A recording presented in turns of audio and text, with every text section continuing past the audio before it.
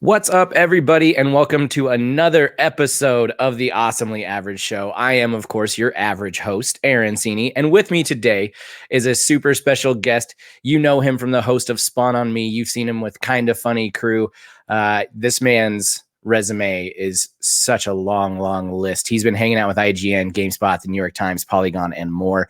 Welcome, my guest, the host of Spawn on Me, Kahlief Adams. Kahlief, how are you, man? Fam, good morning. How are you doing? How's everything going? I'm excited to be here and rock with you. This is not going to be an average show. This is going to be Super the awesome most show. unaverage, super awesome, the pinnacle of podcasts across the world. I'm excited to rock with you. I'm peeking Excited right to be here. with you. It's fine.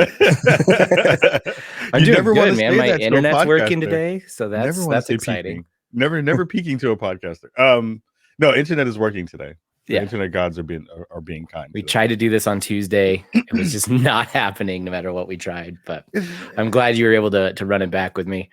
For anybody who's first time listener, if you don't know, this is a show where I just get to interview super awesome guests. We're going to talk about how they got started, what they're doing currently, talk about some current projects. Kahlief, I want to talk to you about some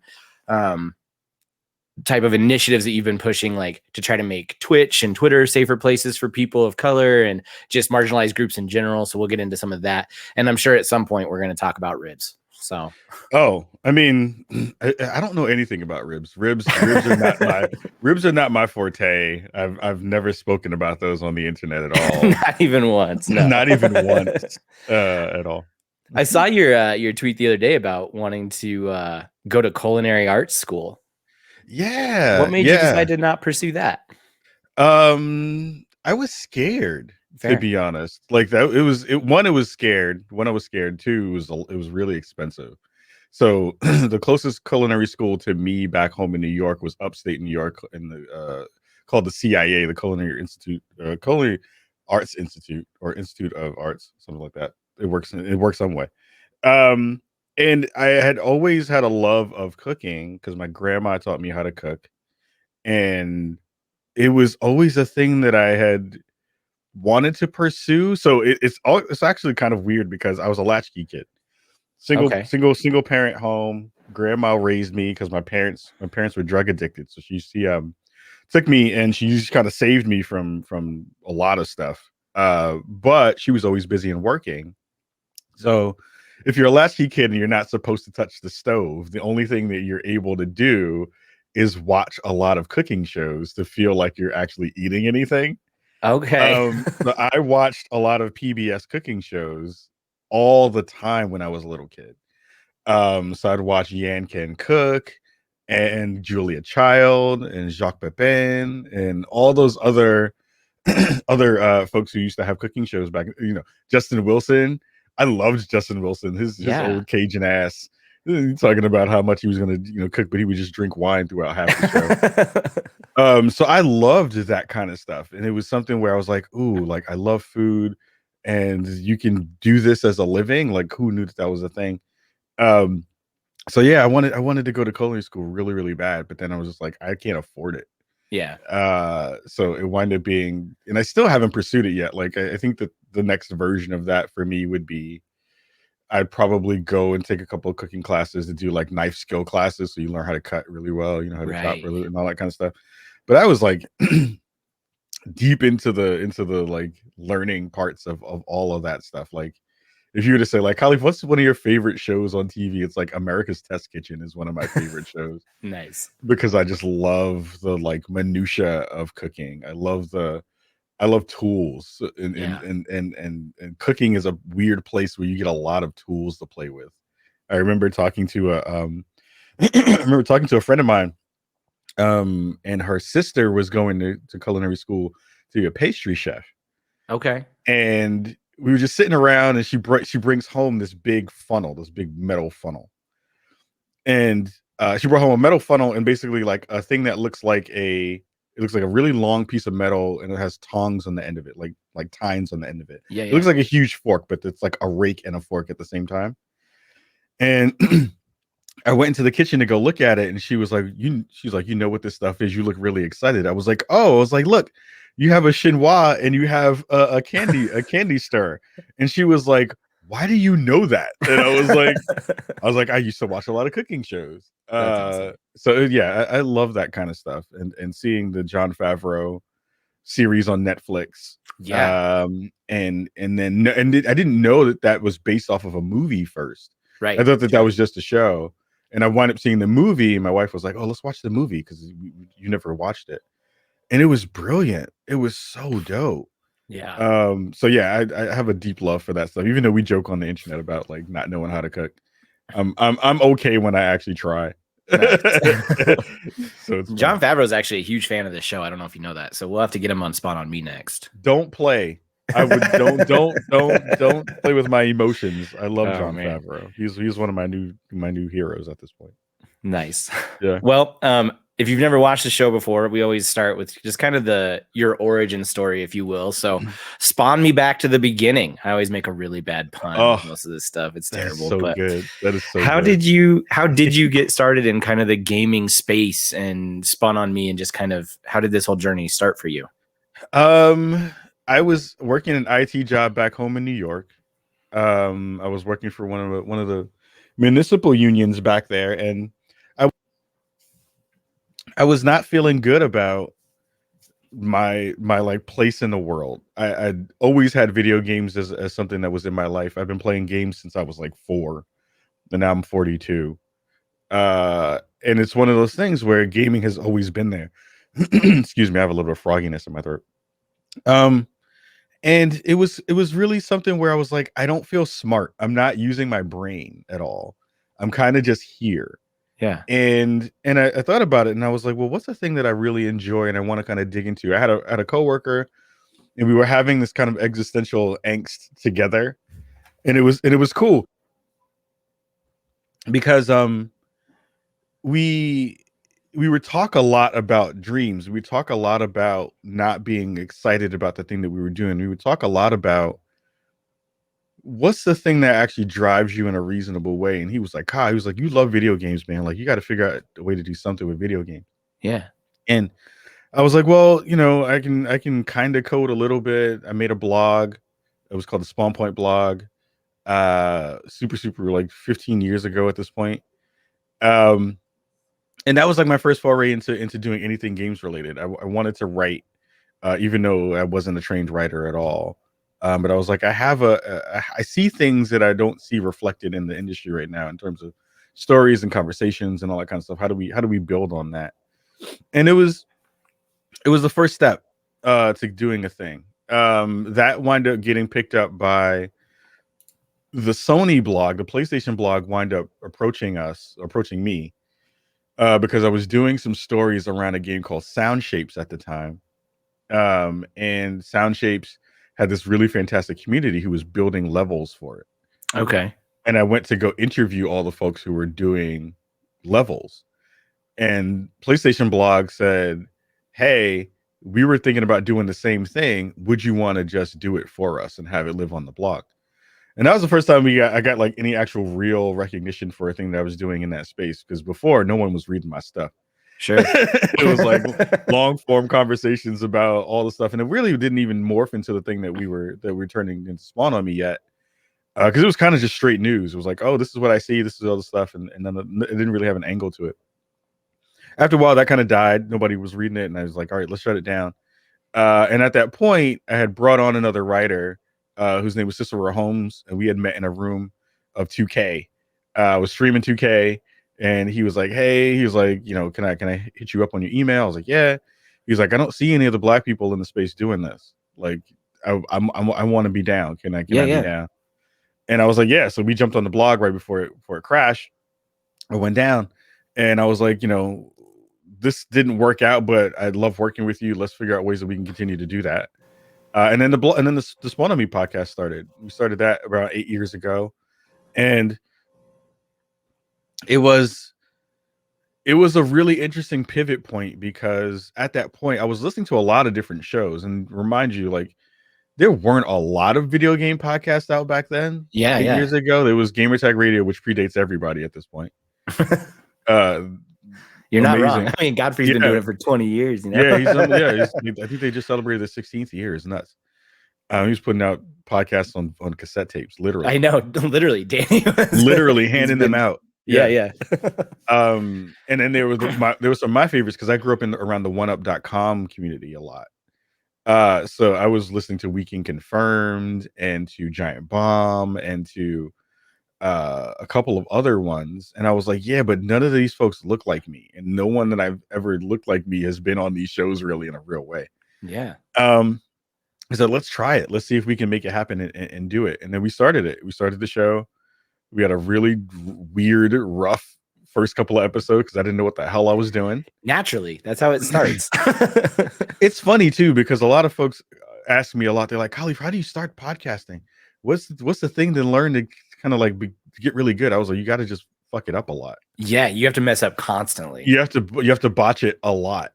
And we botched it a lot in the first beginning shows because I just didn't know anything about how to produce a show. I didn't know how to bring on a guest in a proper way. I didn't know how to mix down a show. All that kind of stuff you learn through trial and error. And now it's like, I remember doing 2-hour shows and it taking me 4 hours to edit. Right. Because I was like, I don't know what I'm doing. And it was great because we figured out that we had a voice in the space, which was really nice. And then we started to get some traction where I think after like episode 50 is when we started to kind of find what was really the special sauce for what we do. We had Evan Narcisse on the show, writer on Black Panther comic books and all these other wonderful things. At the time, he was still writing for Kotaku, and he had written a story about black hair. And we were big fans of Evan. Like Evan was one of the dudes in the space that we were just like, yo, I don't even know if we can get Evan on the show. And he came through, and it was really great because he was right off the end of writing that piece. And it was a really emotional piece for him. And all that emotion that came with that piece also came onto the show because he also talked about it. He was like, look, there is no other place for me to have this conversation in this way but here. And I'm happy that you have this space for me. And that resonated really, really heavily with all of us because we the funny part about it is like once the show ended, we were like, yo, he said that about our show. Does he not know that we don't know what the fuck we're doing? But it was great because it really brought home the idea that like, oh, this angle of talking about things through the prism that you live through, your lived experiences, actually has value to the podcasting space, to the gaming industry space in a real way. And that was really profound. That really drove us to kind of continue to figure out good ways to not only hit that angle, but to continue to kind of broaden that conversation out, knowing that it was going to do something good for the space. So yeah, we're almost, 380 episodes at this point. We've been churning out shows weekly for the past 8 years now.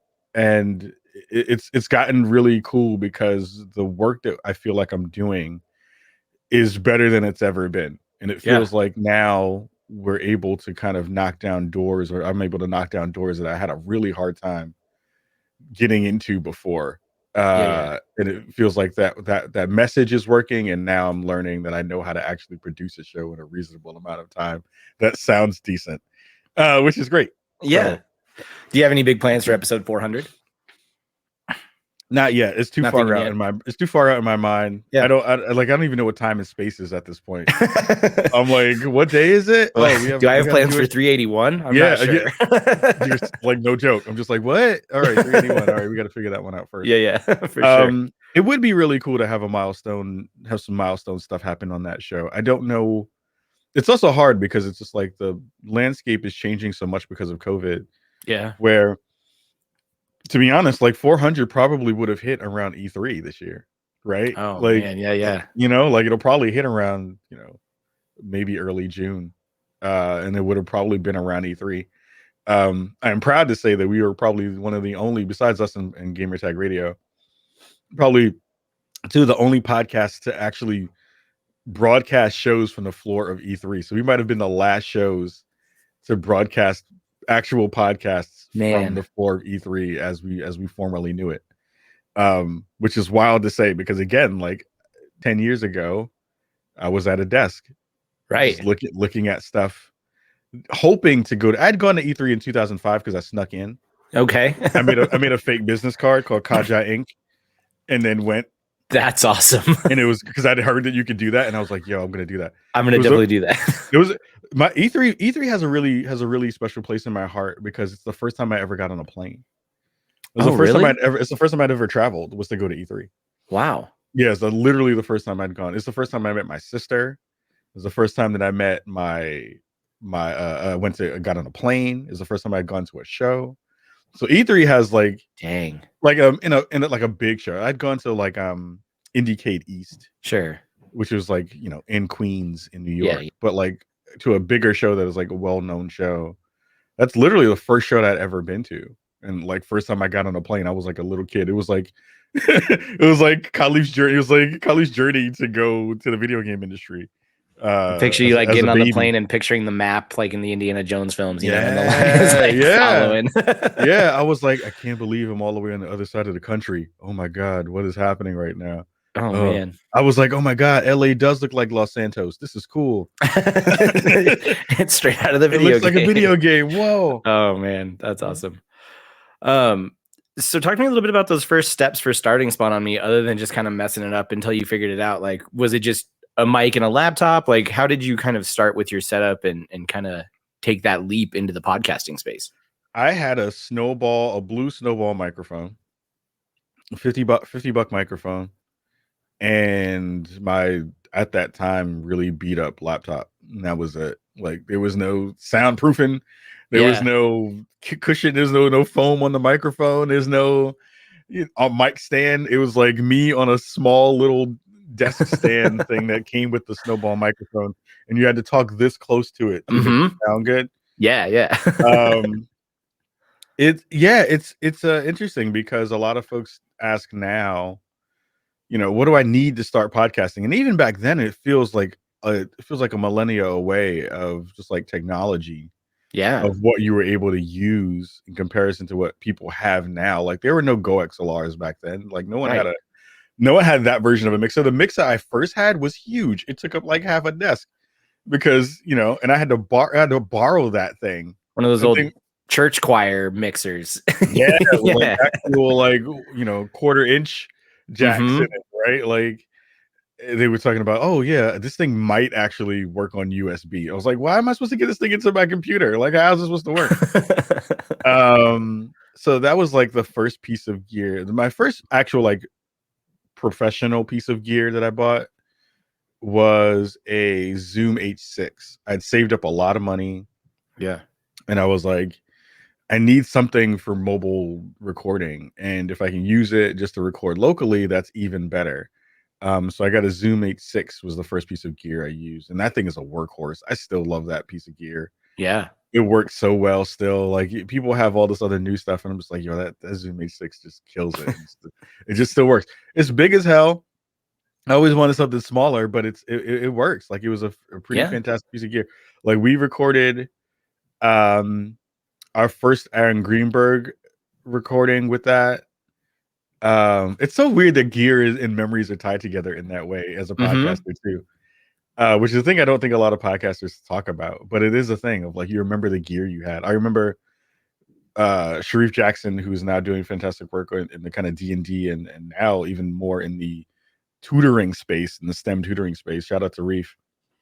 Was with me as one of the co-hosts of the show.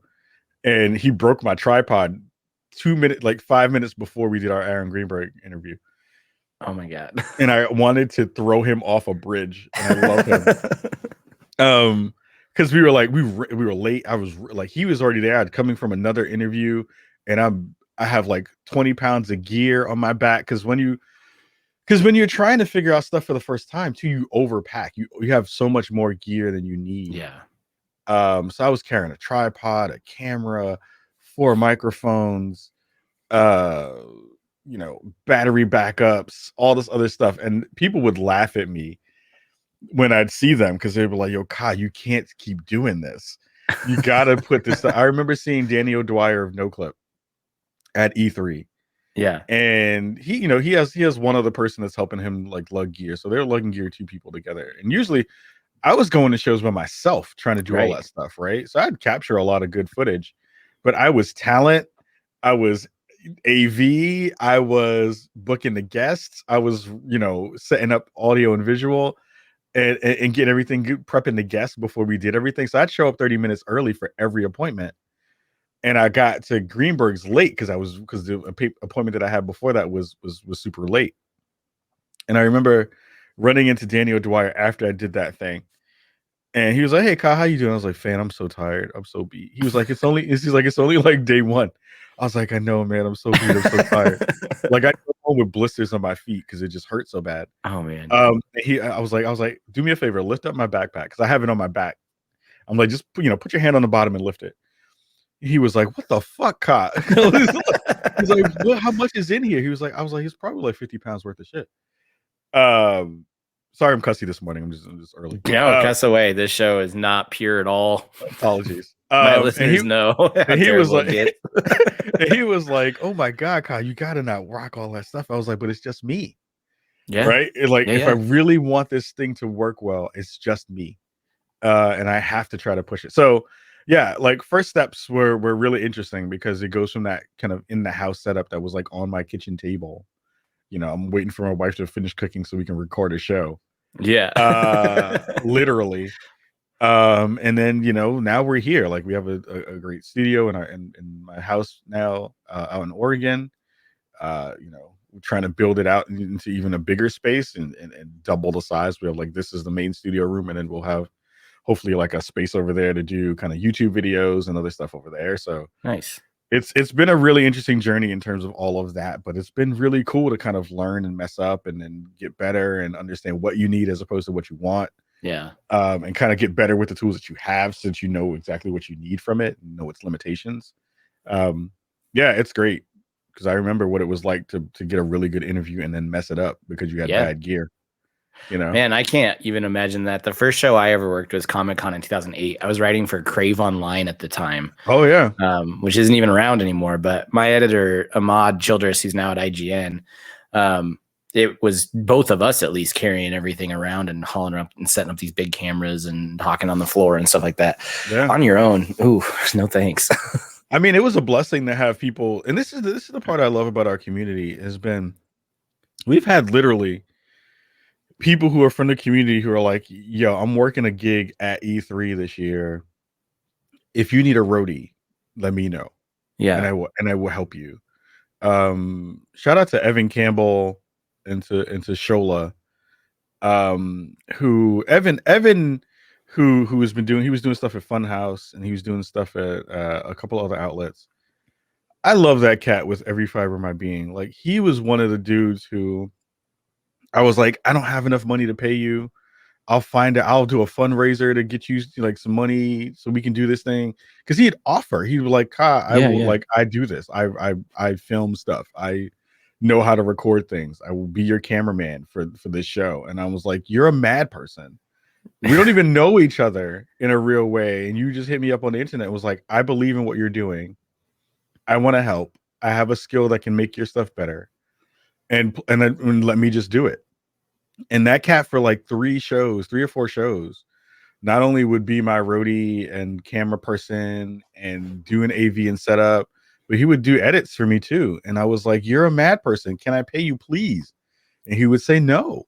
Man. And without him, and I say this and I believe this is like, you have a vision in your head. Yeah. And I think most people do who are in this space. You have an idea of what you want your thing to be.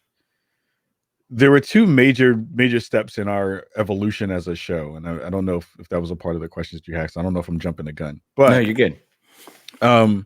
One was getting those shows together at conferences where he was a part of that, because it took so much weight off my plate for me to just be talent and just be the person who's interviewing, as opposed to, "Oh shit, I have to figure out if these batteries are right.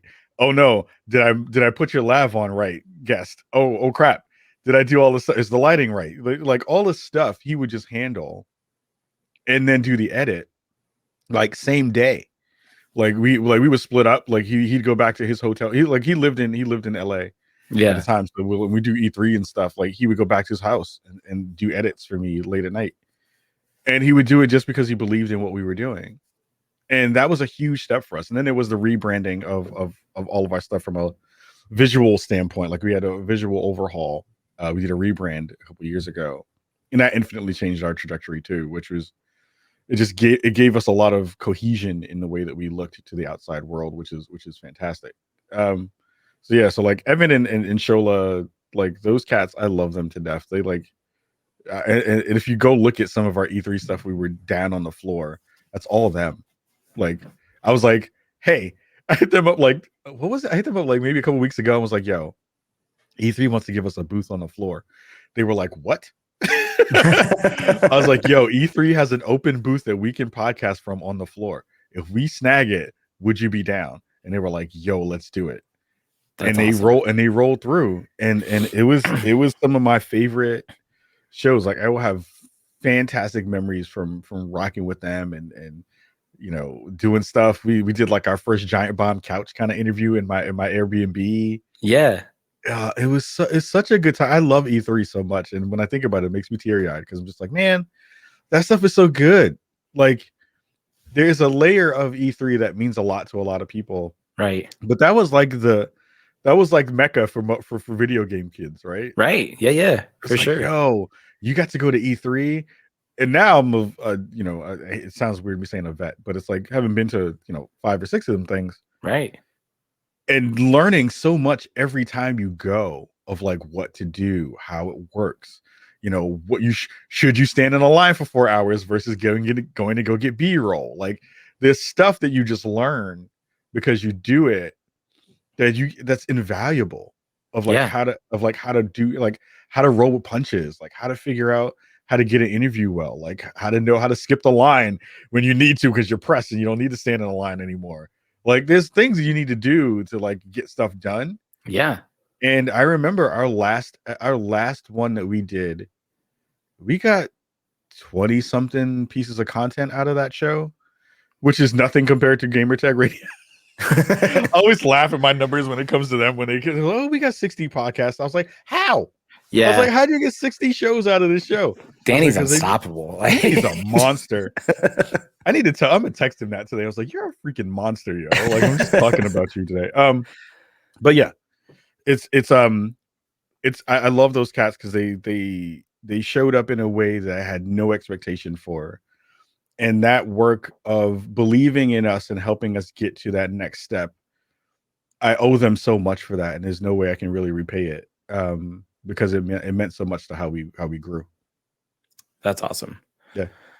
Hey, we're making history. This is the first time I've just been spammed with comments on the This live is great. show. So this is great. Yeah, history being made right here. I love it. I love it. I love it. I love it. I wanted to ask, what was kind of your original process for finding and reaching out to get guests on your show? I think that's something that when people do shows like this, like that's a big deal. Like, I don't know. I felt really lucky that I just hit you up on Twitter and you're just like, yeah, man, let's do it. Yeah. It's and I'm happy that we're rocking, and thank you for reaching out. It's changed over the years. One of the best stories about that was we had Dave Fennoy on our show. Okay. So if you're familiar with Dave Fennoy's work, he was Lee from the Walking Dead games. Yeah. And he did so much great work in the Batman series, animated series, all that kind of stuff. And I hadn't known of Dave Fennoy until Cicero was like, yo, because we basically had a wish list. We had a Google Doc that was like, you know, if there's anyone in the world that you wanted to have on your show, write it down. Just write it down and we'll figure it out. And we were episode like 2 or 3. And he was like, man, I want to get Dave Fennoy on the show. And I was like, who the hell's Dave Fennoy? And he was like, well, here's Dave Fennoy. And I was like, oh, snap, that's him? Oh, okay. How do we do that? And I was like, just find his people, send an email, because we had a official email at that point. Yeah. I was like, send him an email, and then hopefully we'll get him. And I was like, because he was scared. So he was like scared. He was like, I don't know if I want to send it, because what if he says no? And I was like, well, the worst thing he could say is no. And then we keep moving, right? Right. We had that conversation on a Wednesday night. He sends the email. He gets a reply back Thursday afternoon saying yes. from whoever it was on Dave Fenoy's team. Then I freak out because now I have to produce a show with Dave Fenoy on it. Right. Because now the onus is on me to figure out how to get that thing to work right, because I've never really done anything with guests. So we called him up on Skype, and shout out to Skype. Ugh, Skype. Yeah. And we called Dave Fenoy up, and we freak out because now we have him on the line, and it was the most intimidating thing I'd ever did as a producer of audio, because you have a voiceover actor who literally has the voice of God. And he has a booth in his house, a masterful, crazy, ridiculous audio booth, and one of the most expensive microphones on the planet. It was the first time I'd heard a Skype call sound good from the other side of it. And it sounded amazing. We recorded that show, and it was terrible because I didn't have my right microphone connected to the call because I was nervous. So it wasn't pulling through my snowball, it was pulling through like my laptop microphone. So it sounded like trash. So you had like the perfect recording and then the antithesis of what that could be on the other side. Oh yeah. It's like when I tried to stitch that thing together, it sounded like garbage, because anytime I talked, it sounded like me talking to a tin can inside of a bunker. And I was like, oh no. And I feel bad for C, because he like did the work of like getting that guest. And it was like a guest that could potentially get us like really, really big visibility, and I botched it. And I have a couple of those throughout the time that I've done Spawn on Me, so I know what it's like to botch a big guest. But in terms of outreach, that conversation has changed a lot. Like, so one of the first big guests that I got that I was really excited for was Adam Sessler. Okay. I'm a huge Sessler fan, big G4 fan, like fan of all of his work. Like his BioShock, review was like pinnacle of reviews for me as a person trying to learn how to write reviews. And Twitter was the thing that got him. Like, nice. I sent him a big old picture with cat eye emojis on it. And I was like, one of my things that I would love to be able to do before I die is get Adam Sessler on the show. And he was like, yo, let's do it. And that was the start. Like, oh man. And it was Twitter. Like I know people poo-poo on Twitter because Twitter is a terrible place. It can be a really terrible place. But without Twitter, our show would not be where it's at either. Social media has made our show viable. It continues to make our show viable. It continues to give me avenues into people and connections to people that I would have never had before doing this kind of work. You'd have to go through every publicist in the world. You have to find out who their people are. You have to go and try to get time on their calendar and figure out how that works. Now you can just be like, hey, such and such, I love what you do. Would you even consider it? And most of the show, we've had probably over 250 guests or so, probably knocking on 300 at this point over the lifetime of our show. Yeah. And literally 99% of those guests are because of Twitter. Because you have to have your Twitter game. Your Twitter game needs to be strong, and you have to be like reasonable, and you have to understand how to talk to people, and you have to know how to do that kind of stuff. And then you've gotten it right when you get the email, and then you can seal the deal in an email, right? Yeah.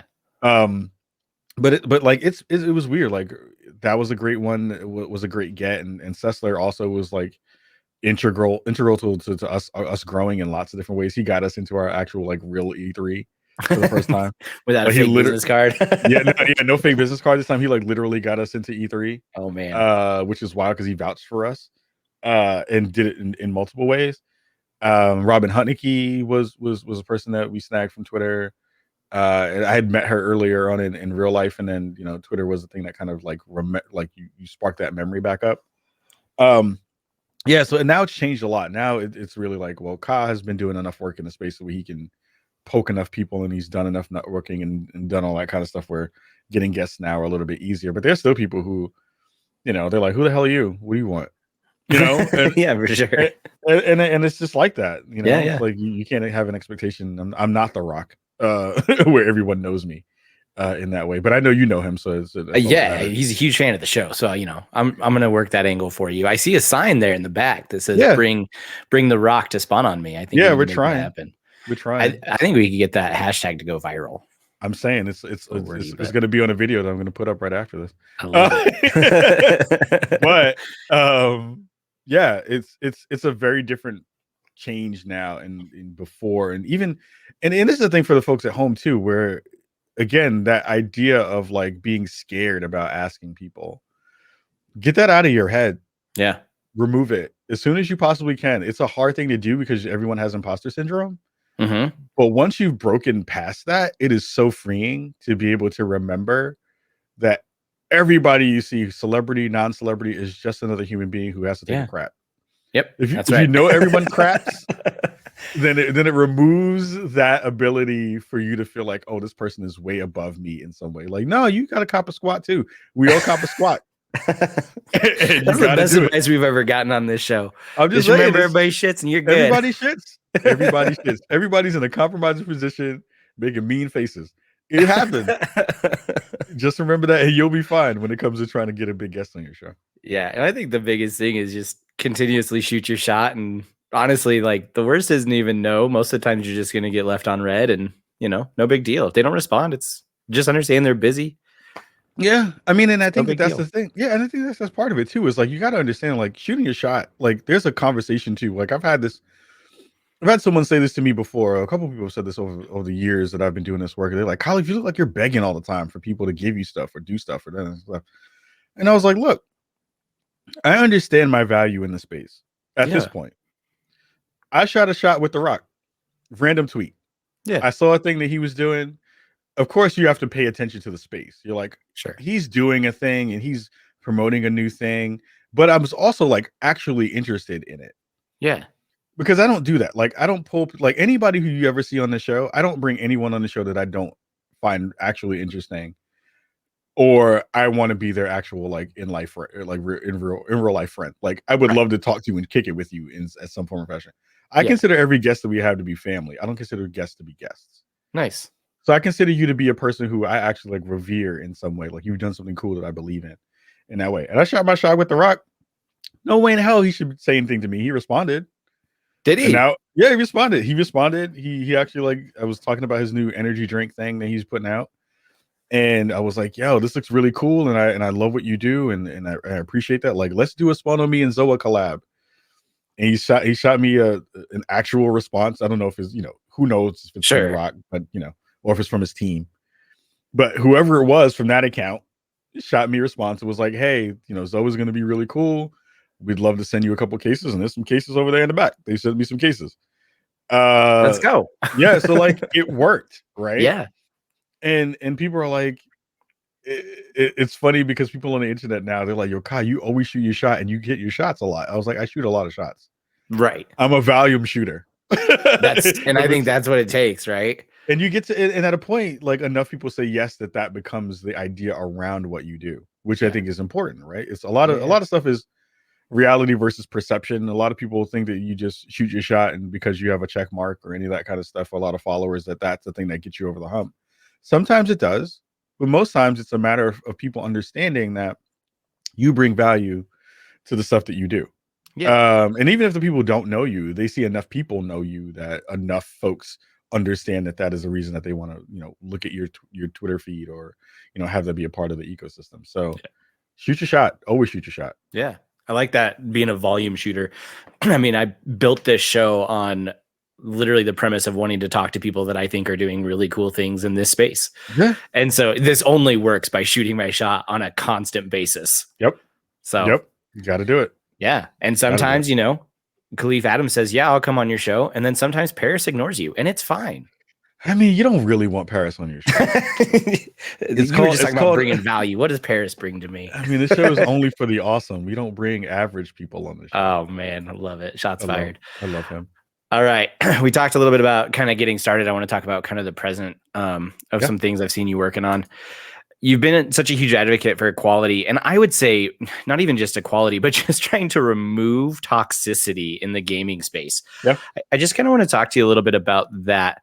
You've done a lot of shows with like Blessing and things like that, where you guys have been able to talk about, and Zombie, about your guys' kind of Black experience in the gaming space. Yep. Talk to me a little bit about kind of the current efforts you have going on and how other people can kind of get involved with that.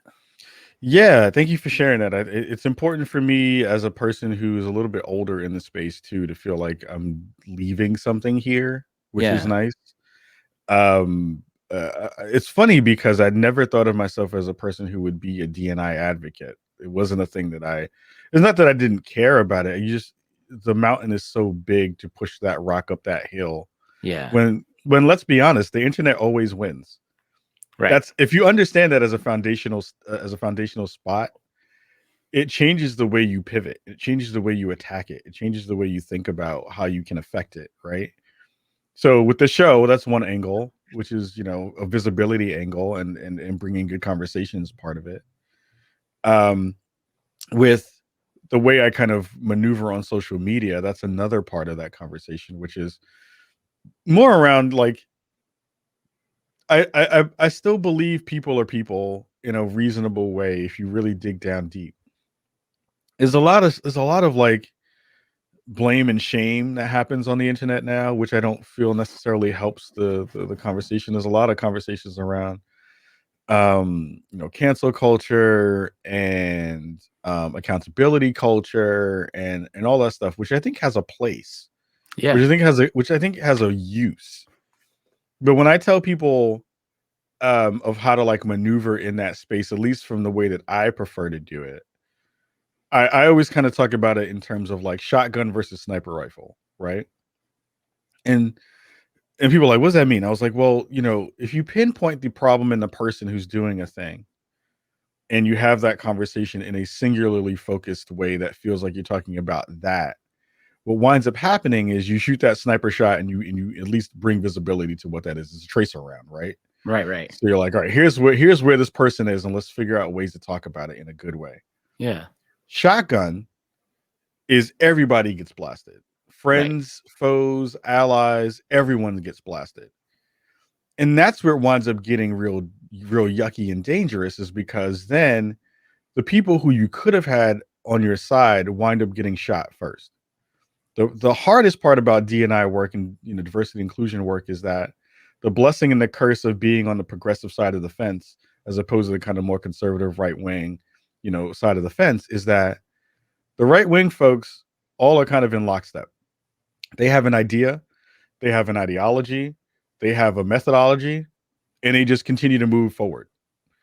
Progressive folks, we all bring multiple different grievances to the table. Yeah. So if we're all walking through this one corridor, trying to get through this one door of equality and inclusion, but we all shoot each other in the back with arrows all the time because we're trying to get through that one door. And once you shoot your shot, you can't get through without getting through somebody else first. Right.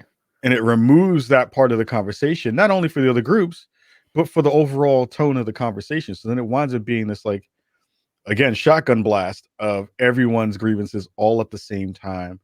And you can't really do anything about that. It's a very difficult thing to do. It is the hard part about doing the work from that side of the fence.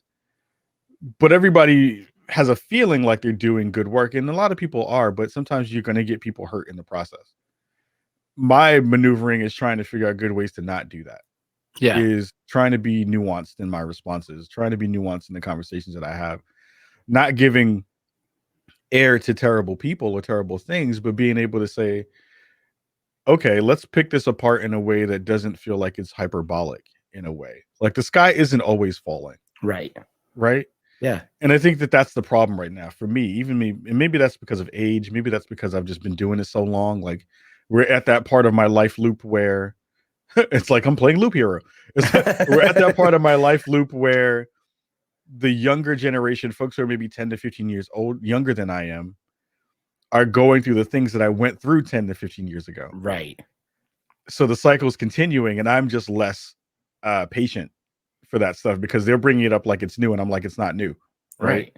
Yeah. And it's come back in a way that's like even more angsty and more fussy in that way, which is good. Again, like the cycle is going to continue until the industry gets its shit together, which is the actual thing.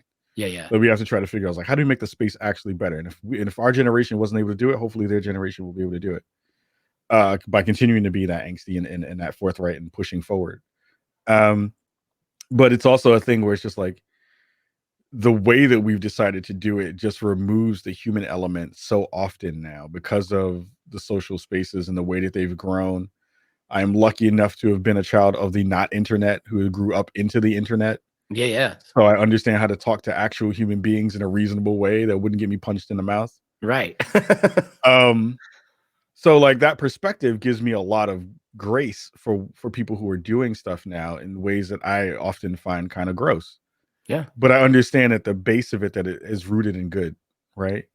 So I think that is a part of the conversation. I think I definitely wavered off of the main point, but I think that for me is the way that I kind of maneuver in the space is we want to kind of like think about that. That's a actual thing that is important.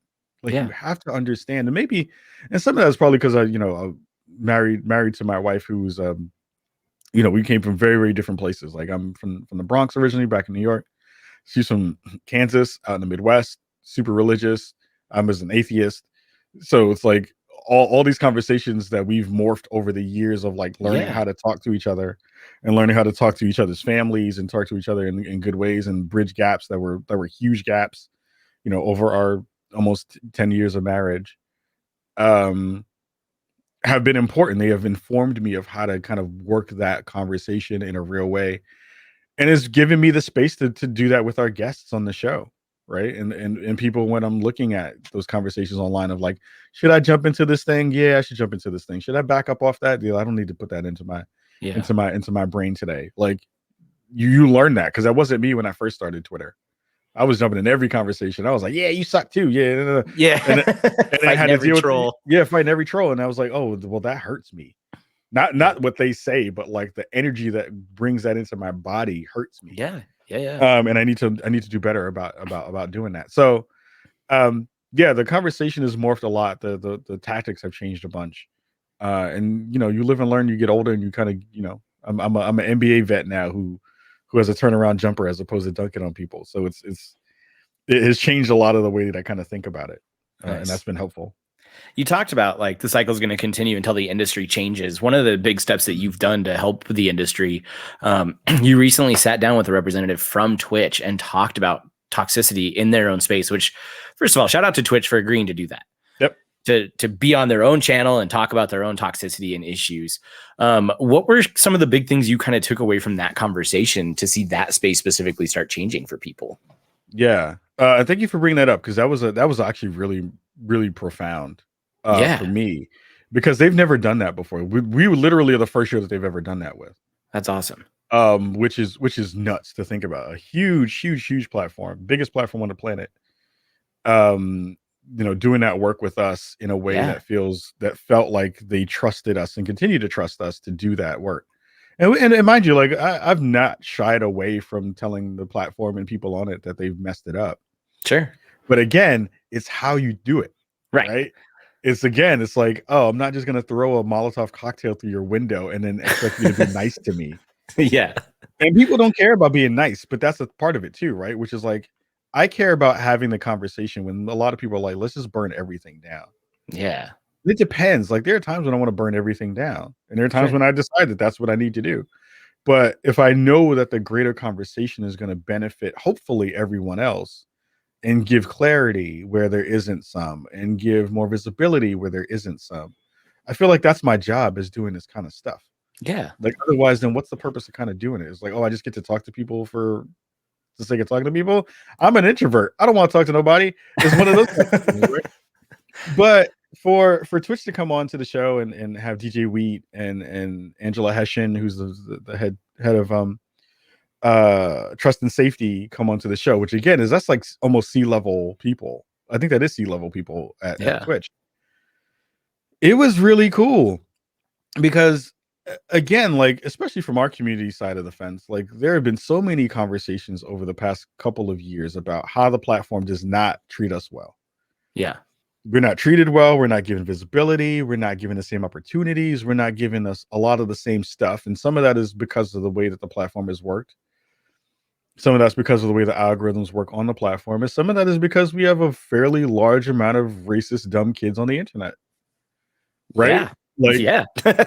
like that's a part of it too. If they're A like, large portion, I actually. see a black face and I don't want to pay money for that. I don't want to watch that. I don't want to give that my time. Yeah. Um, and to have them come on and share some facts about what they can and can't share. Of course, it's a little bit difficult for them to be able to be as transparent as I would hope that they would have been. Sure. And it wasn't because I don't think they clouded anything. It was just that the data that they had and they shared publicly has use, and it also doesn't have use because it doesn't dig into some of the stuff that we need as a community to feel like, well, okay, we've heard this conversation happen, and there's parts of it where the conversation has happened in the community and they just haven't addressed it. But we had a really good show with them. We had them for about 45 minutes, and I would tell people to go check that out. I think it's interesting because you see that they were a little bit nervous. Yeah. Which is good. Yeah. But the trust was there from an understanding of what I bring to the table of like, I'm not a flamethrower for the sake of throwing it.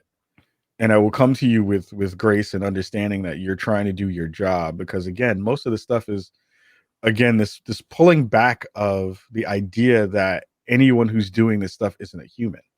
Yeah. And that's what happens from the community a lot, from Twitter Spaces and all that kind of stuff. Is like Twitch is like Twitch, like it's this monster in the room that everyone is like, it's there to do bad things to you. Yeah, yeah. And not yes, the people behind it. Yeah, and some of that stuff is, again, knowing that those people are behind it. Some of those folks that we see don't have the finger on the button to make a change, while some others do. And it's then up to them to figure out like what's the way they're going to manage this thing. A lot of people also don't understand how young Twitch is as a company, right? And I think that that's a part of it too. And it's not to give them excuses because they're growing exponentially every year. But there's two misconceptions that I think that are out there that I feel are not great for the conversation at hand, which is people think that Twitch is this one monolith thing, which is not true. People think that just because Twitch is owned by Amazon, that's the end all be all solution, is that throw money at it, which is not the case. Right. And people don't believe that there are people who actually give a shit behind the scenes, and that's not true. I have conversations all the time with people who are busting their asses and are up late nights because I've learned how to back channel to get things done. Yeah. And again, that goes back to networking. That goes back to understanding human beings as human beings, and also goes to giving people grace, right? And saying like, there are people whose whole jobs are trying to make the space better for you. Do you not understand that the conversations that you want to have with the platform and the ways that a lot of people maneuver in their actual life, they won't even have the conversations of like how they want to deal with people who are toxic in their own individual lives. Right. Nevertheless, 30 million people a day with different needs and different wants and different purposes and different ethnicities and backgrounds and all that kind of stuff, to try to build tools for that. It tells me a lot of times, I was like, one, you haven't worked in corporate America, so you just don't know. Yeah. And corporate America, again, always wins. Mm-hmm. Money, capitalism wins a lot, which is not great, but it's also a thing that you have to kind of understand. But also, it's really hard when you don't have the pen to be able to sign off on a thing to make it happen. I know I do that in my job all the time. One of me got me my job. You know what I mean? So it's like one of those things where I run into roadblocks all the time because I just don't have the ability to get the thing done because I'm not the person who can hit that button and make it go. Right. And that changes when you do it at scale at the way that Twitch is trying to do it. So it gives me grace in that respect. It gives me the ability to kind of understand it. Like, yeah, you may want a thing to happen, and we're continuously still pushing as much as we possibly can to be visible, to talk about that stuff. But we also need to give people kudos when they get a thing done. Like the Black History Month that they did on Twitch this year was better than it's ever been. Yeah. In my opinion. In New York Times Square was awesome. Yeah, it was wild being on a couple of billboards down in Times Square, which is nuts. As a New Yorker, that's like the pinnacle, right? Yeah. But it's also one of those things where a lot of times, and this happens across multiple communities, we will fuss and complain, which you need to. But then when something good happens, we don't recognize it and we don't say it out loud. Which, if you're a human being who understands that you need that work to kind of have a resonance, you need people in the community to be like, yo, y'all did a good thing here. Like, let's celebrate that. And I'll say it, like last year and this year, there were more Black folks doing shows on Twitch, on the front page. Again, it's not as many as we want to see. Sure. But there were friends of mine who were doing that work, and like I'm like clapping it up for them. I'm like, good job, man. You got a show on there. You're hosting a thing in front of 40,000 people. You're like a part of this kind of thing. And these are like just like you and I, who at some point picked up a microphone and decided to do a thing. Yeah. Right. Yeah. That's dope. Yeah. Like, we got to celebrate that. That's good. And that's it. You got to balance that out. You got to hold people's feet to the fire, and you got to lift them up when they do good stuff. Nice. Yeah. Do you feel like there's any immediate steps companies like Twitch and YouTube can take to start fixing this problem, like that you come to mind?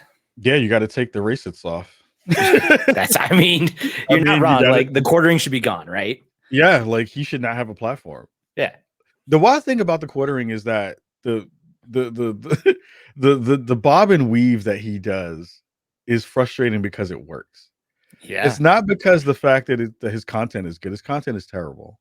Right. Just from a content perspective. This isn't like, yeah, I'm sure they're going to be like, well, it's all objective, but no, his stuff is shitty. No, it's bad. Whack. It's just not good. It's whack, and it doesn't do anything. It doesn't inform.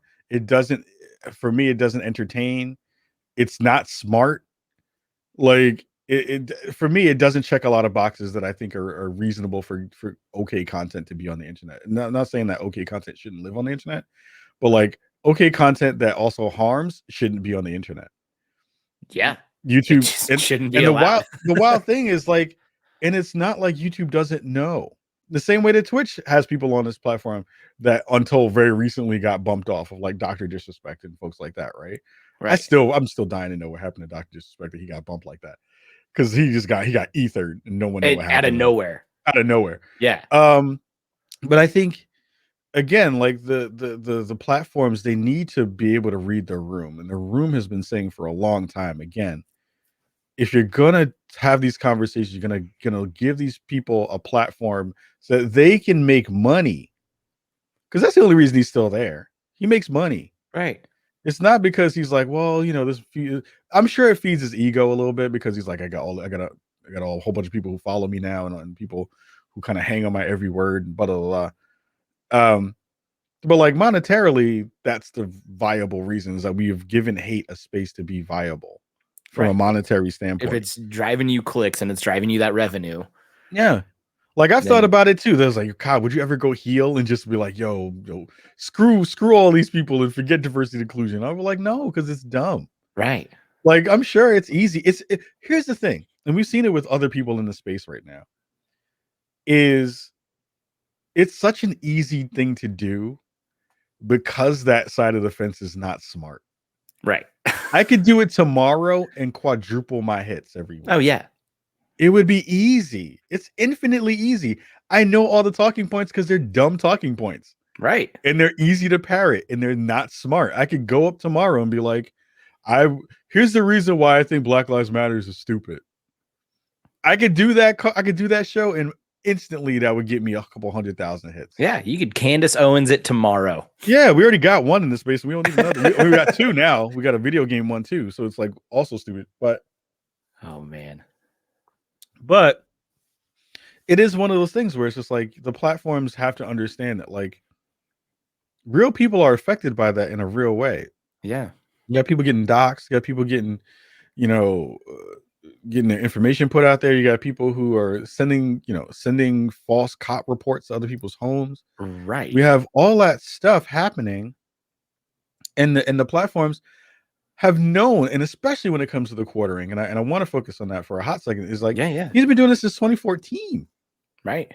Like 2015, something like that. It's not. It's every time I go back and kind of like peek in because I'm just curious, just be like, is this shitbag still doing stuff? And it's wild because it's just like every other video has the same motif, it's the same conversation. Such and such woman is doing a thing, and let's talk about it, and fake like we don't understand what's happening in our own community, but still put out the same content. knowing damn well that it harms and inflames and it just riles up his community. And then you have to think about the people who are consuming that content and how devoid of reason and sense those folks are. Right. And for me as a content creator, I'm not mad at the fact that he has a lot of followers. I'm not mad at the fact that he's making money off of it. I'm mad that there are that many people who believe that that's good content. Right. And they actually want to follow that message and hold on to those same ideologies. And financially support it, which is fucking wild. Gross. Because that's the thing. Is like, you'll know, and it happens every couple of months. Yeah. Someone will put out a thing and he'll defend himself. He'll turtle, say he's being censored, and then he'll call out to his followers and be like, hey everybody. So everyone is trying to say that I'm not doing good work. They're besmirching my name. Please go to this link and donate. It would be fantastic if you keep us afloat, because we're doing the work that everyone else isn't doing. And I'm like, if I did that shit, the problem is that's also a problem on the progressive side, though. Yeah. Where we don't support folks in that way at all. Not like that. No. Like, we've seen folks like, when Colin Moriarty left Kind of Funny, and turned heel, with Quartering doing this stuff, you're like, oh well, let's get a Patreon going, let's get a thing, and because you want to support yourself. Yeah. But that people on that side of the fence flock to that shit, and they will spend their money, and they will make it financially viable, and they will put the money for the GoFundMe. We see it anytime a cop kills somebody, they get the legal fund money instantly. Yep. So like, we need to do that stuff on our end too, where if folks are like, yo, this is hurting me, right? But we also are, our side is like, weirdly bootstrappy in that way, where we're just like, we'll figure it out and we'll do it. But those folks, they make money, viable, sustainable money by doing that whack shit. So I think you talked about, I mean, you said it earlier, right? Like, they just have this constant glued together ideology and they just move forward as one single mindset. Like, to absolutely just insult that side. Like, it is the lemming mentality. Let's march together to that cliff. We don't care. Versus here on the progressive side, it is weird to think like, oh, we need to go donate to this. But then they're like, well, what about this group over here or this group over here? Are we taking resources from them to support these ones?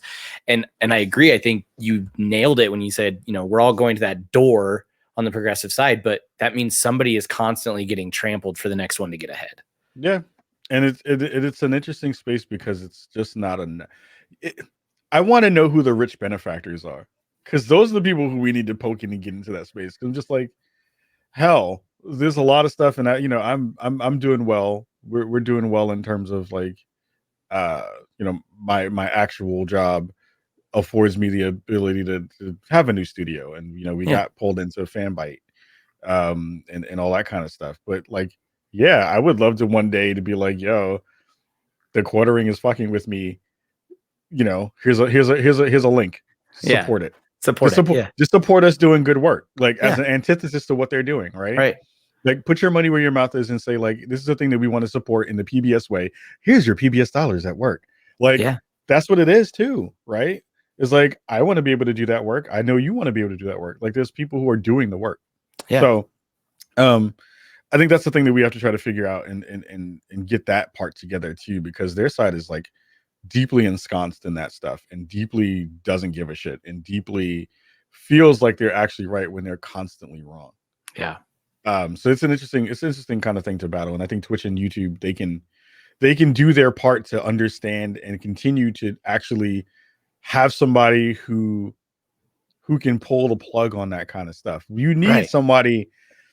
And this is the thing, really quick, because I know we got to pivot, but I think the thing that bothers me about the way Twitch and YouTube kind of do this stuff like this is, and it's hard to put this person out on blast because there isn't one that's there right now. Like, Twitch doesn't have a person that you can say, when like I need to hit the button to nuke somebody's account, that is public, and that's reasonable because of all the hate that they would get. YouTube doesn't have that person either. They need a person. Yeah, totally. You need a person who is like, yo, I did that shit. I removed his channel, and what? And say it plainly, to be like, look, this person is a menace to other people on the platform. inside and outside of the platform. And your followers go somewhere else. Right. And just nuke it. Yeah. And that's it. So we're not going to see it because people are cowards in that way. No, you know what? Let me pull that back. That's not true. People are not cowards. People are not cowards. That's not fair. There's a reasonable amount of space to be able to shield the people who would be doing that work. Yeah. But even if you never put them out front, there needs to be a person who can do that. Mm-hmm. I think that's the actual thing. Let me not call people cowards because that's not fair. But there needs to be a person who can hit that button and be like, this doesn't deserve a place on the internet because it does harm. Goodbye. I don't think they understand the benefit that would come from getting rid of people like the quartering. I think they only see it as a monetary hit and a viewer's hit and a clicks hit to them, to YouTube specifically. Mm-hmm.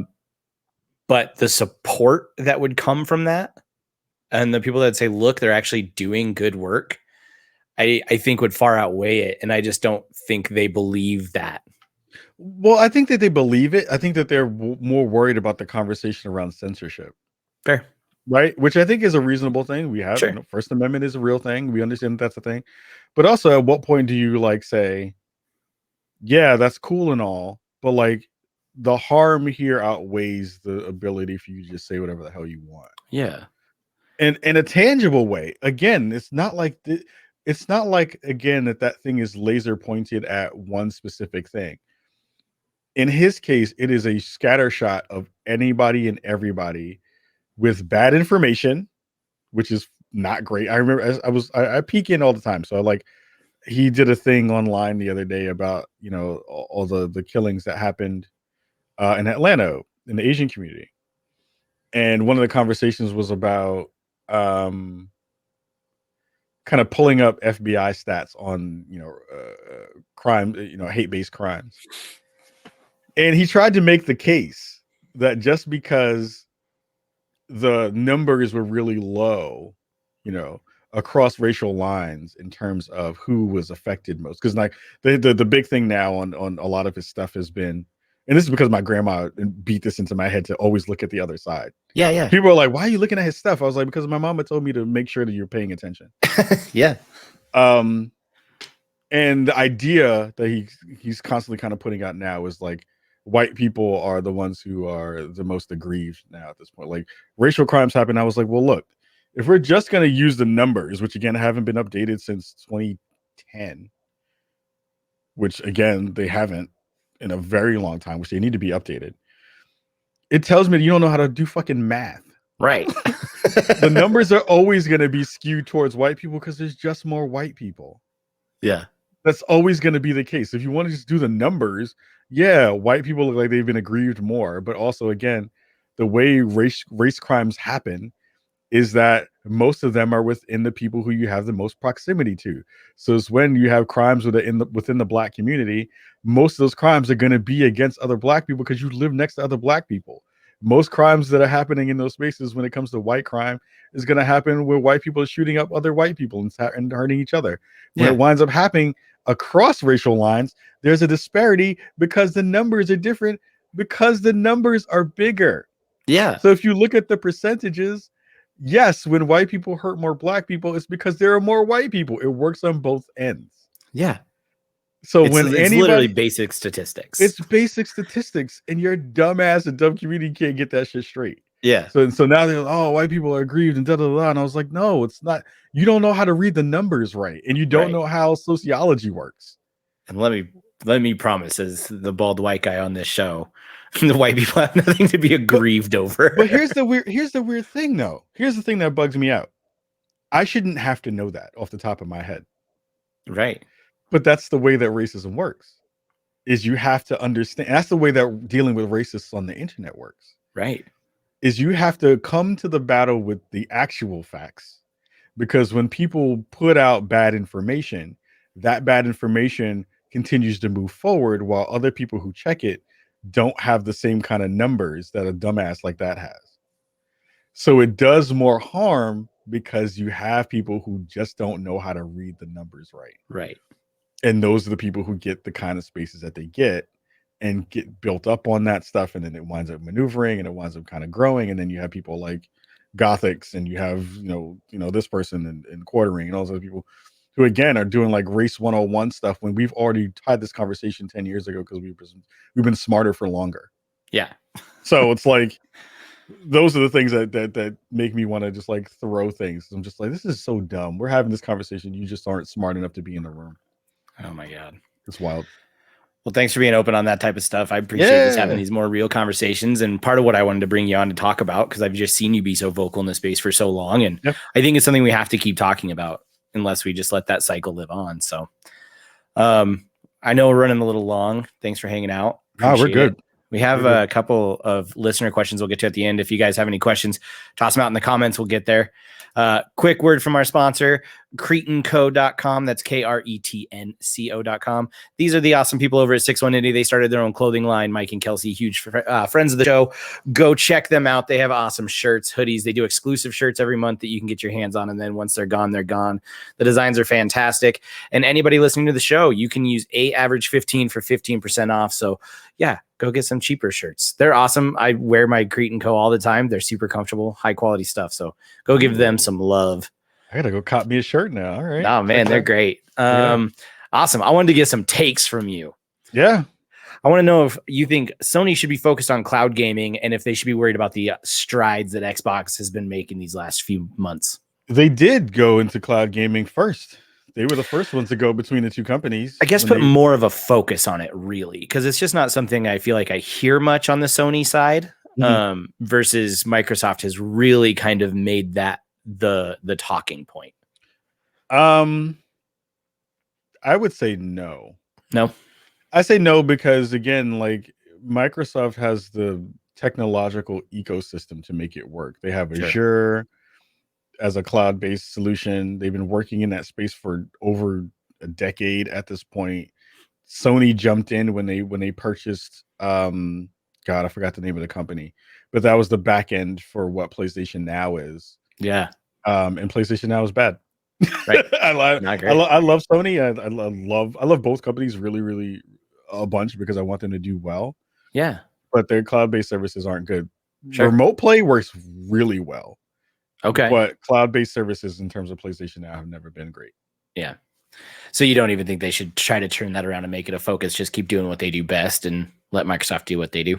I think they should double down on VR. Yeah. I mean, they're coming out with the PlayStation VR 2, which is going to be great, I think. I think that's a place that they actually have a good leverage pivot point as opposed to cloud gaming, which I think Microsoft has on lock at this point. Fair. Yep. What kind of game do you think Jade Raymond's going to make? Ooh. Damn. I mean, I want her to I don't know. I mean, I don't want her to be tied to the old IPs that she worked on in that way, which I want her to go wild, which is and that's funny. I met her at GDC a couple years ago. Nice. And rolled up on her right when Stadia was not doing. I mean, Stadia's never been doing well, but I think the conversation around Stadia was not really great. And I rolled up on her. Now? Are you listening to this just trash that is happening on my show? I don't know if you know this. I have a whole separate podcast where I do nothing but talk about Stadia. I'm just saying, I don't. I know. Yeah, I'm just giving you a hard time. It's going downhill fast. And it's going downhill fast, and I'm sad, and I'm sad about it because look. I have my Stadia controller, and I just now, like last month, stopped my subscription. Fair. And I walked up on Jade Raymond, and she was like, "What happened?" Because I was like, I'm a big fan of your work. I appreciate what you're doing. And I'm really pulling for you. I hope that you're gonna, pull this through because I know that I know you're invested in it, and I believe in the work that you do because you're great. And then she left. So I don't know. Like I'm curious to see what she's gonna do in this space. I'm curious to see how she's thinking about games because she hasn't really put out a game right in a long time. Yeah. And it's going to be really cool to see what her vision is going to bring to a new title in this day and age. New IP is really exciting to hear. That's like I'm hyped to see what's running around in her brain that she's going to bring to the world, having seen so many things transpire over the past 10 to 15 years. It's funny that you're talking about Stadia. That actually takes me to my next take. Yeah, what do you think Stadia needs to do to turn this ship around? Delete itself. You think we're too far gone? There is no turning this ship around. You think we're done? Too far gone at this point. Like dump that tech into something else. Because the problem is like the thing that made Stadia dope in terms of concept was this interconnectivity to YouTube. Yeah. That was the actual thing that if you really want to poke at what Stadia was going to do, that was going to be kind of awesome, was the fact that you could go watch somebody streaming a video and then go buy that thing or go play with them or go jump in directly with them. Like Yeah. the bells and whistles were the thing that made Stadia cool, not just the fact that you could play cloud-based games in that space. Because you can see it now where GeForce Now has been doing a really good job of that. I just got a backbone from our mobile device the other day, which is Yeah. brilliant and connects to all that stuff. Xbox, xCloud, and now PlayStation Remote Play are much better than they've ever been. So, like, Stadia as a concept was already old. Right. It was the bells and whistles that made that thing exciting. So, yeah, hopping into a queue to play with a big streamer. I thought they were going to really try to be a Twitch competitor and pull in big name streamers to their side to be exclusive, and they just didn't make moves fast enough. So I've already talked about renaming my podcast, so it's cool. it was called Speaking of Stadia, and last night I was talking to my co-host and I was like, what about Head in the Clouds podcast? And we just talk about cloud gaming as a whole, because one of these services isn't going to be around for another 24 months. It's a smart pivot. Smart pivot. You got to pivot before it looks like I had to crawl and, and be defeated. Get that URL on GoDaddy now. That's right, man. All right. Next, we got Get Inspired People. This is the part of the show where I let you kind of talk to the listeners here. Part of the reason I do this show is for people who want to get into content creation of any kind. And that's why I bring on so many different, like, varied guests, whether they've worked in like the TV or movie space or, streaming or podcasting or whatever. So I want to talk, do you have any advice for people who have started creating content, but now they want to launch merch? If you didn't, for the listeners, I'm wearing my awesome Bricago shirt. You have a really cool merch store. So talk to them about, like, what does that piece look like? I would say, first of all, do what you can to ask other people who have already gotten merch on those stores that you're thinking about. We are currently on T Public, which have been a great partner to work with for a long time. I think that the quality of their shirts, and the reason why I even jumped on them was, one, it was a suggestion from a friend. Two was the quality of their merch in terms of their shirts, and then three, they did some fun stuff in terms of being able to do sales often, which is kind of great. I would say, again, it's more about the quality of stuff, the diversity of product, and how much do you think your margins are going to wind up being. So, like, I try to make sure that we keep our shirts to probably around like $20 a shirt. Nice. That may change soon. Yeah. but that's not based on me, but the conversation that I went into with that company was to say, can you get me stuff that I can't get anywhere else? Can you help us get to a space where we have a really nice storefront that I can use that's offsite, that's not just directly tied to your stuff? It's kind of like layer 2 of the cake. It's not just like layer 1, where layer 1 is like, you can go on TeePublic or Teespring or, any of the other kind of like smaller stores and say, like, hey, let's put up some logos here and do some stuff there, and you'll get good quality stuff. For me, it's about the perks that you wind up getting afterwards and how much they can actually amplify what you're trying to do. Can they do one-offs for stuff? Can they send you samples of the stuff that you put up as stuff? That's really important, because once you get to a space where you're like trying to sell merch, you're like, oh, I can't even wear my own merch because it doesn't fit me, or, oh, I can't even wear my own merch because the quality is kind of crappy. You won't put your name on it because you're like, this shirt is kind of bad. Like, I don't want my shirts to feel like this. Right. So, like, can they send you samples of stuff for free, or at a super discounted rate, like, that kind of stuff. Those are things that are really important when you're kind of thinking about it at first. Don't go too hard in the paint, because you don't need to. You get a couple of good shirts out and maybe a mug or two, and most folks in your community will be happy about that. But then you'll know what else you kind of want to fit in the space. Nice. Next, just because you have been such an advocate for it, any advice for people of color who are looking to work in the gaming space in any capacity? Yeah. Do the work of trying to know who you want to talk to first. Okay. Because it's easier to go poke at people who you're like, hey, I like what you're doing. Can you tell me what you did Yeah. As opposed to just kind of being like, well, I'm just going to just go do it. Like you can just start it. But once you started it, then you have to kind of pinpoint like who do you want to align with, who do you want to do work with, who can be a mentor, who can teach you the ways to kind of maneuver. And then once you start to maneuver in the space, and hopefully this is a thing that will change because hopefully we'll be out of COVID again. Networking is your biggest boon. Like, and not just working on Twitter. Like Twitter is great, and I talked up Twitter a bunch, but every real deal that I've sealed has always been in person. Okay. Always.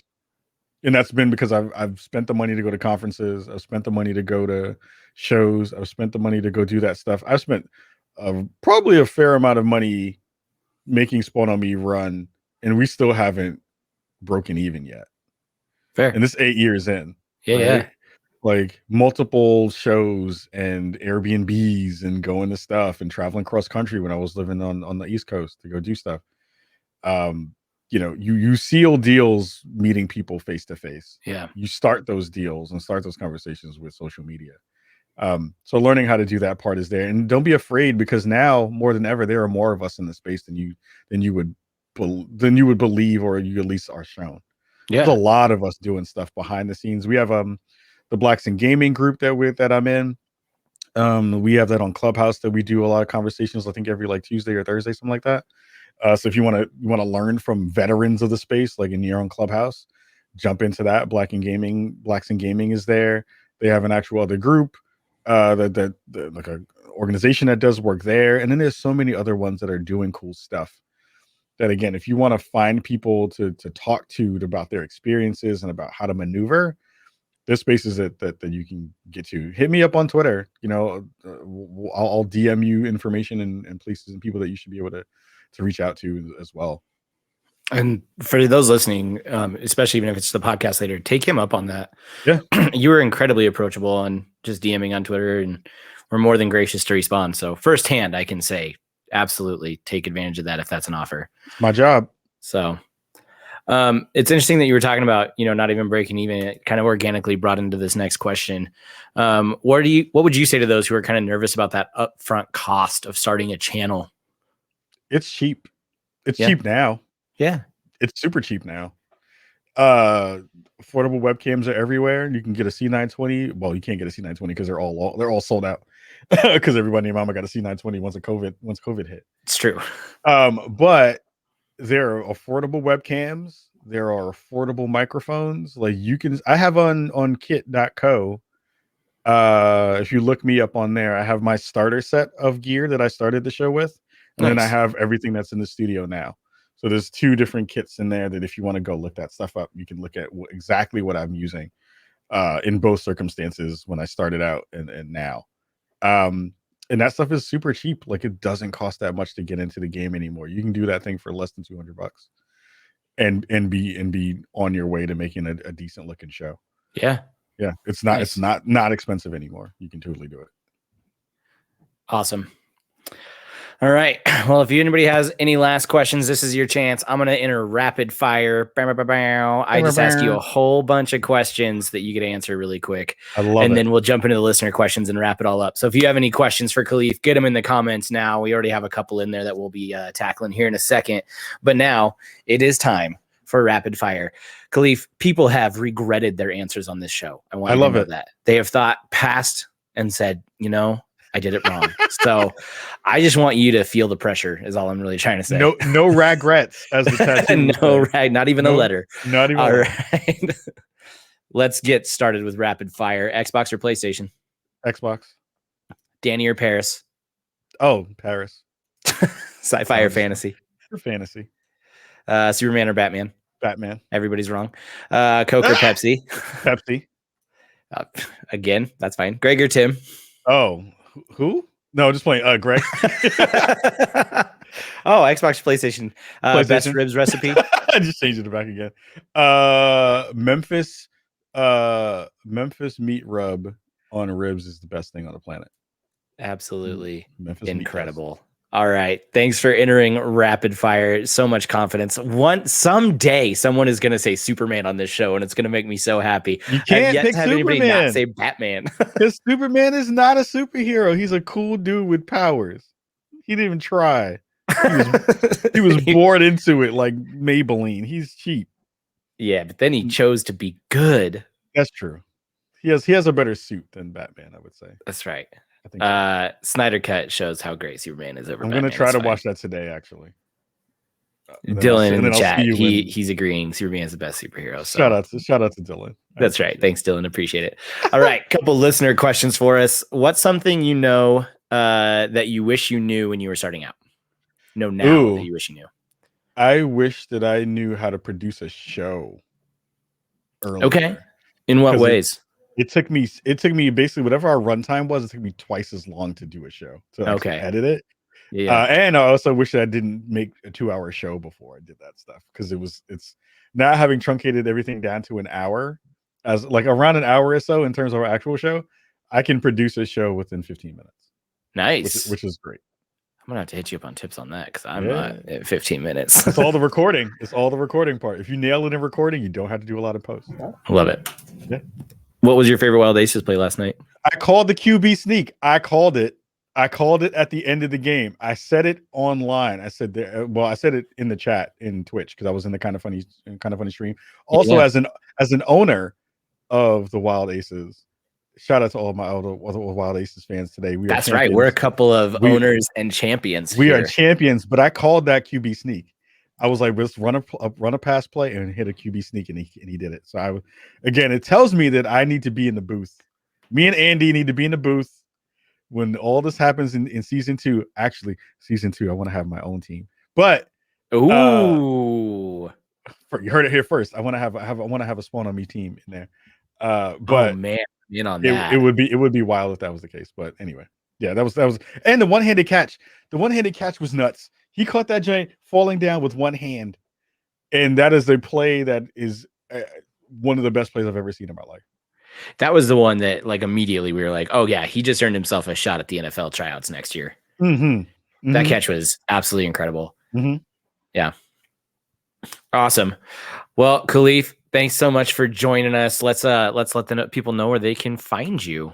Well, first of all, thank you so much for having me. This was a blast. Please have me on again. I would love to talk more and hang out more. Yeah, you can find us on all podcast platforms. We're on everything that you can listen to a podcast on. I have lots of stuff that's in the works, and I'll run them down if I can think of them all at the same time. So we do our live show on Wednesday nights around 6 p.m. at twitch.tv/SpawnOnMe. So please help us get to our 10K followers. We're probably like 7 or something like that at this point, 7 or almost 8. So we want to hit 10K there before the end of the year. And that live show then goes out on Fridays, where we just had our most recent show with Trinidad Hermida, who's the head of DNI over at Niantic. So if you're a big Pokemon Go fan, you'll want to go check that out, because she's brilliant and amazing. I'm also doing that show that also goes up on YouTube. youtube.com/SpawnOnMe is where you can find all of our VODs of our show. I'm doing a show every other week with Greg Miller and Alana Pierce for the folks over at Cloud9 and Kaiser Permanente, all around mental health and mental well-being, called Presence of Mind, which is a fantastic show. We just did our first one was it this week? It was this week. I don't know what time it is. So we just did our first show this week with Annie Duro, who is one of their Valorant players over on Cloud White, which is super fun and awesome. I also have a basketball podcast that I do over at Fanbyte called Corner 3 with Nikki Grayson and John Warren. So we talk all about basketball, NBA, and all that kind of stuff. We just talked about what's going to come up with the trade deadline happening next week, which is going to happen. So it's going to be really interesting there.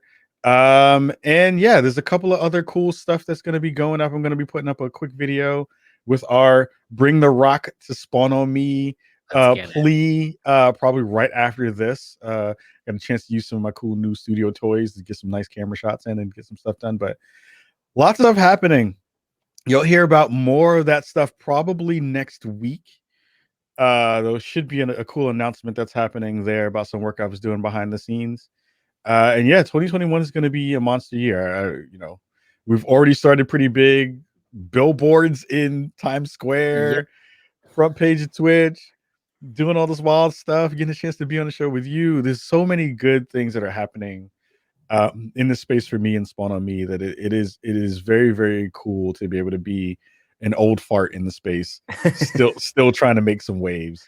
And hopefully there aren't like bathtub bubbles when you fart. But that's not the waves you want. But it's always amazing to be on with folks like you and talk about all this kind of stuff and share the stories of how we kind of continue to maneuver and make good things happen. So again, thank you so much for having me on. Thank you so much for pulling me in, and everyone in the community. You've been rad. You've been super dope. Awesome. Well, thank you, man. I really appreciate it. It was an absolute pleasure having you on, and I will definitely be getting you back on here. Yeah. Awesome. Well, for everybody else, you know where to find me, twitch.tv/awesomelyaveragegaming. I'm usually live on Tuesday nights. Today was a special episode on a Sunday, but it was awesome. If you want to check out the VOD later, you can always go to youtube.com/awesomelyAverage. And then, of course, for my audio listeners, you can find me on your favorite podcast services. Until next time, as always, I'm Average. You're awesome. We'll see you on the next one.